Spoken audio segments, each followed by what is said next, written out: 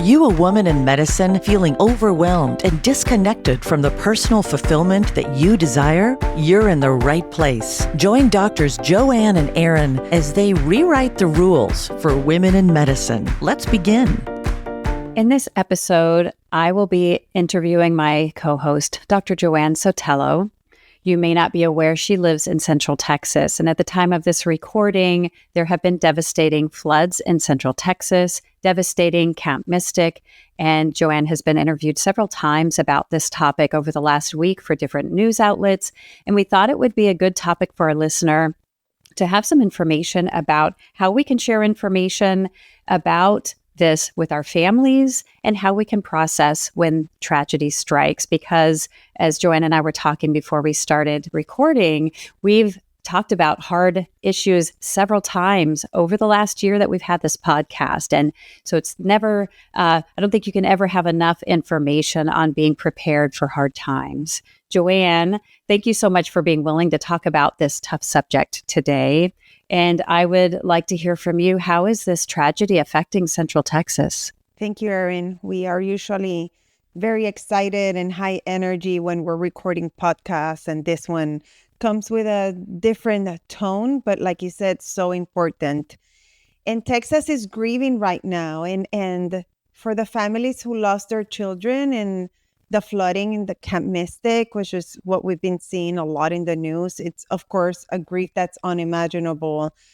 I cannot even imagine, and my heart goes out to them. But a lot of people were affected with the floods. Many people lost their homes and their businesses, and many other people passed away. So it's definitely a huge tragedy. And the emotional weight is heavy. We can't ignore the ripple effect of trauma, because it also reminds us of how quickly life can change. And we're also trying to make sense of something that's just horrible and devastating. The other thing that I've seen is this incredible spirit of support.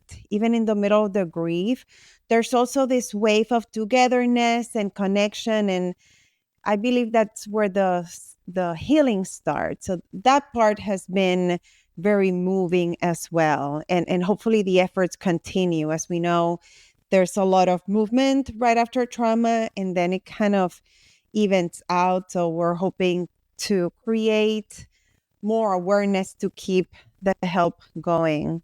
Wow. And one of the most vulnerable populations to being exposed to this trauma are other children, not only because there were children as victims in this flooding, but also because of their developing brains. And I would love to hear from you. How do we talk to kids about tragic events like this? Yes, Erin, as you well know, as a pediatrician and a psychiatrist, we're definitely resources of expertise in this area. And when we talk to children about tragic events, the most important thing is to start with simplicity and honesty, but then also tailored to their developmental age. As we know, kids who are younger than 9 or 10 years old, regardless of how smart they are, their brain is still in the developmental stage where they have a really hard time with abstract concepts. So we have to talk with them more concretely, kind of black and white. So we can say things like there was a horrible accident and some children got very hurt and didn't survive. So it's to the point and clear. For all older children, we can have more details. And of course, for teenagers, we can also assume that they're seeing a lot of it. So it's more asking them what have they heard, and then checking into how they are feeling, not just what they're thinking.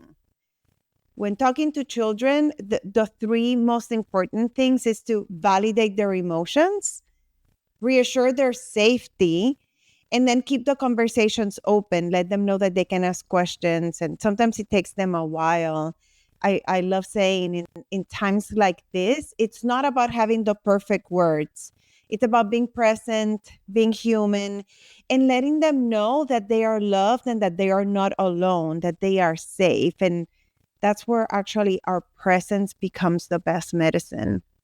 That's so powerful, Joanne. And I imagine many of our listeners are busy physicians, busy professionals. And in the busyness of life, sometimes we're not slowing down to just open up space and capacity so that our kids or our teenagers might be able to check in with us, or even our spouses. And so just a reminder, don't forget to slow down, and even, checking in with how you're doing, but opening up some space for thoughtful checking in and deepening conversations that can be hard around the busyness.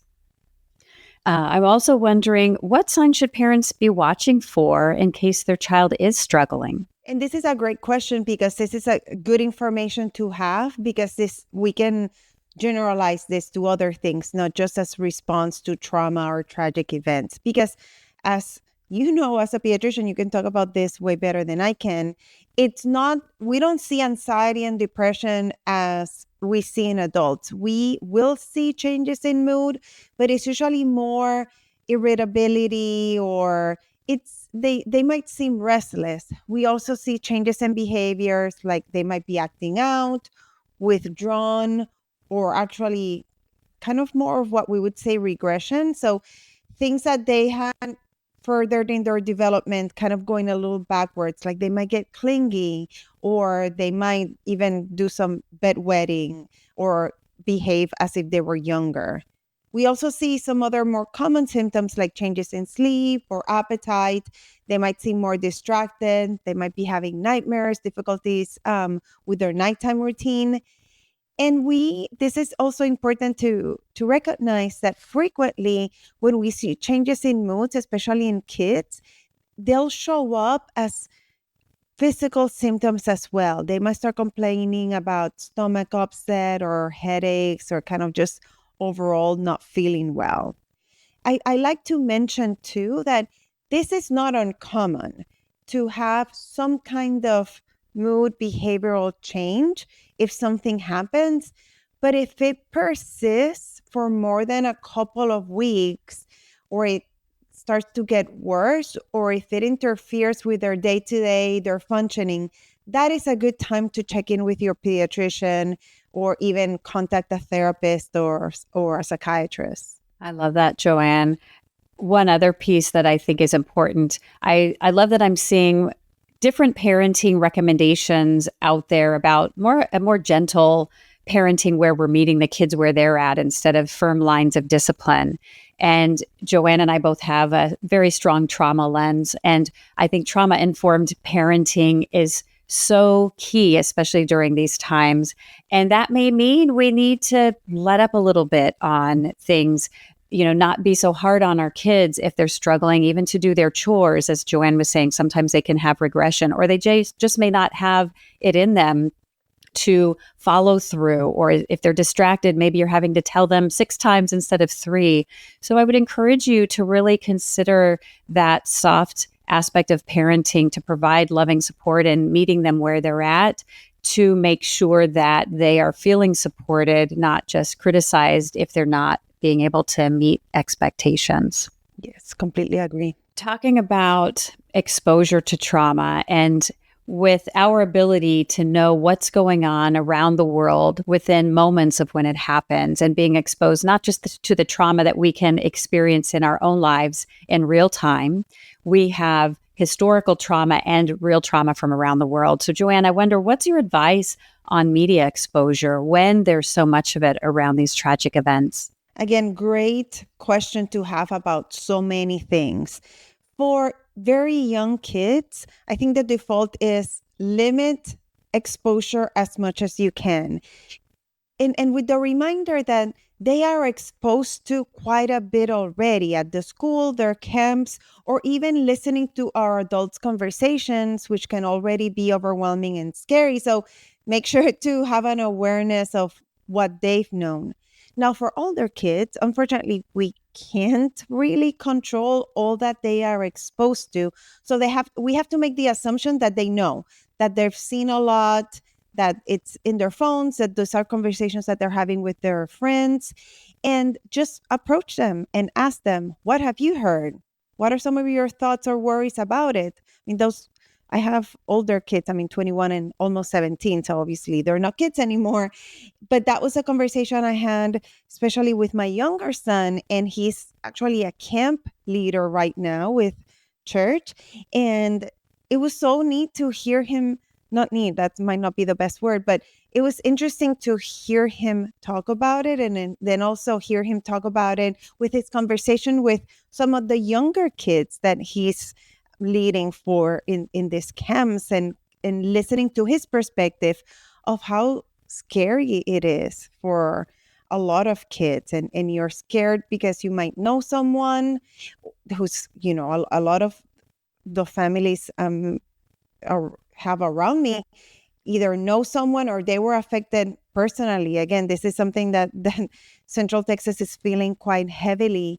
But it's, again, we can't minimize in what they're going through, and it's important for us to just hear what they're saying, and yes, let them know that it might not be good for them to keep on looking at it. And this is another piece of information that's important for all of us, not just for kids.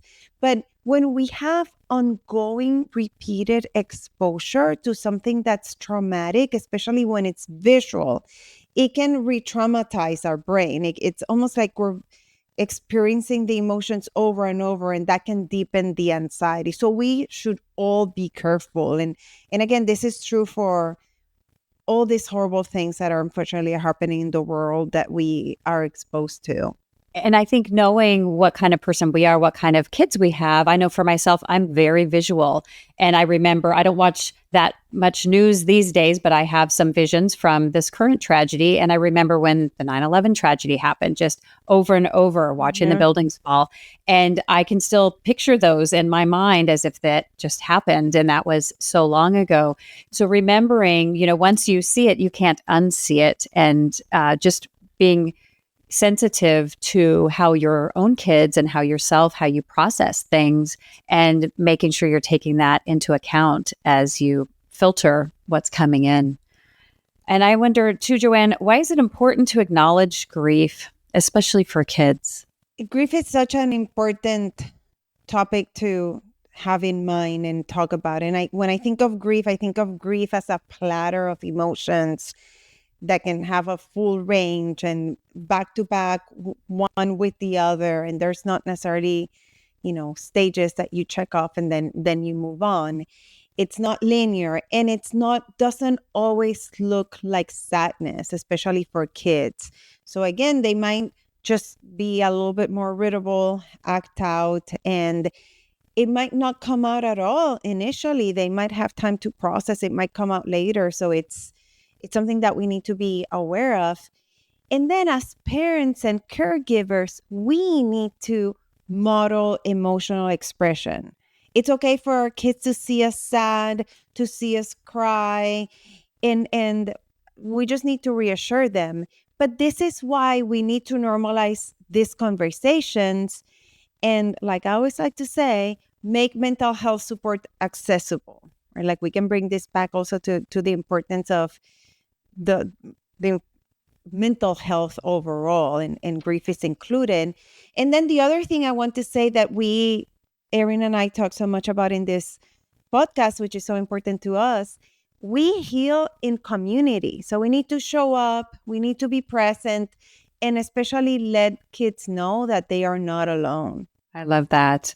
You've shared so many powerful things to remember about what happens when tragedy strikes, just about the emotional heaviness of it, about how we can talk to kids and validate what's going on for them, things that parents can look for when grief and mood changes don't always look typical like they do in adults, about limiting exposure and opening up time for conversations, and then the powerful importance of taking care of our mental health, including addressing our grief. And I wonder, Joanne, is there any additional nugget of wisdom you would like to share with our listener on this topic of dealing with tragedy? I want to take the opportunity to say thank you for all the outreach and all the help that this community is receiving from all over. And a lot of people ask, what else can they do? And, there's plenty of ways to help. But I also want to say, I believe in the energy that we put out in the universe. And if we show up as better people, more loving, give someone, especially our kids, extra hugs and love, that's the best way to show up and bring more love and kindness to this world. Love is almost always the right answer. I love that. Thank you so much, Joanne, for your wisdom. So powerful. And with that, if you have appreciated any of our podcast episodes, if you would think someone else you know or that you don't know might find it beneficial, if you haven't yet given us a rating and review, if you can take a pause and do that now, it helps get our podcast in front of more physicians, in front of more individuals who could use the information we share. And with that, we would love for you to stay tuned because our next interview with Kim Downey is coming right up. Do you want exclusive resources and the opportunity to connect with us? Then visit createmeaninginmedicine.com now, where you'll dive deeper into how you can create meaning in medicine. And if you're serious about optimizing your results, take 2 quick steps now. Connect with us on the website and tune in to the next episode.